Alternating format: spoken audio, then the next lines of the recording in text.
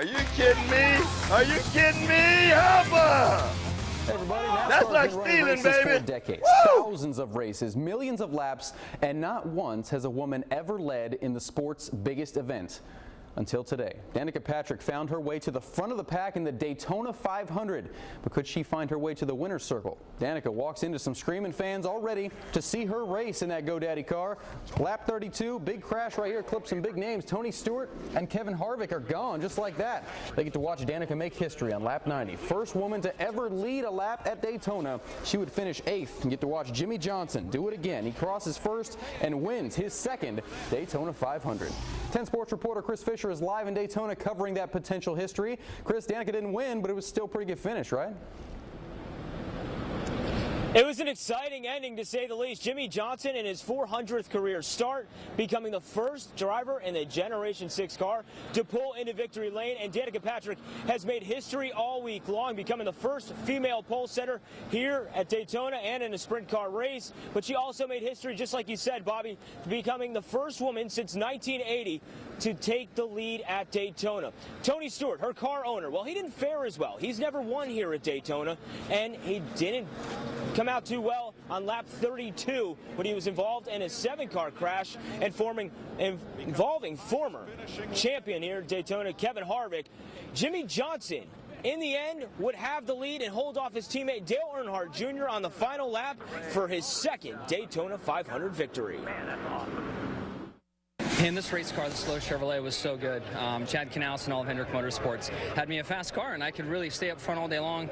And I had a lot of confidence this final few laps leading the train. The hell of the season, I wanted to win the Daytona 500, but and we had a car that we could pass with today. We were passing cars by ourselves, so don't know what started it, but we just got caught up in another wreck. I let off a little bit to miss the wreck. It looked like the 18 hooked the 5, and that kind of just started a chain reaction.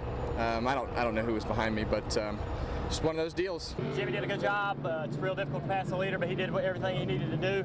We were just kind of sitting back there trying to make a move on the last lap, just like old days. I think that it was a steady day. I felt like even when we did get shuffled back a little bit to the back of the top 10, which is nice to say that was as far back as we really got. That we made our way up, or at least we stayed in line and were smart, had good pit stops, things like that. So, would have been nice to get a top 3 at the end there. Danica Patrick finished 8th, and it's the best finish since Janet Guthrie all the way back in 1980 here at Daytona. I caught up with Ray Lewis, who is an honorary Grand Marshal for today's race, and the Lakeland native says he plans on doing a lot more in the Lakeland community this year. You're going to be able to hear more from Ray Lewis and my interview with him coming up on 10 Sports Extra at 11. Reporting from Daytona International Speedway, Chris Fisher, 10 News.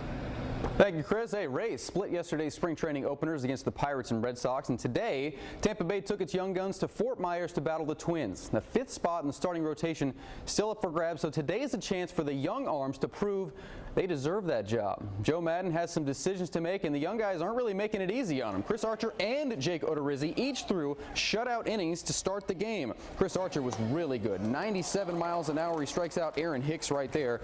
Good outing for him. You'll hear from him in a second. Second inning at the plate, Mike Fontenot, RBI double, drives in a run. Tampa Bay goes up 1-0. Fontenot had 2 RBIs in the game.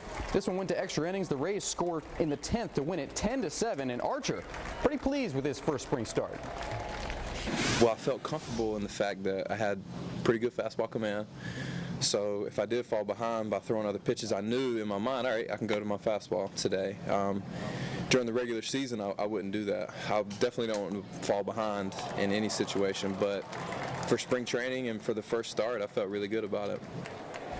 How about a little college baseball up in Tallahassee? Rain messed up the schedule, so they're playing 2 today in Tallahassee. Nick Gonzalez gave up 4 runs in the first, but struck out 10 today in 5 innings of work.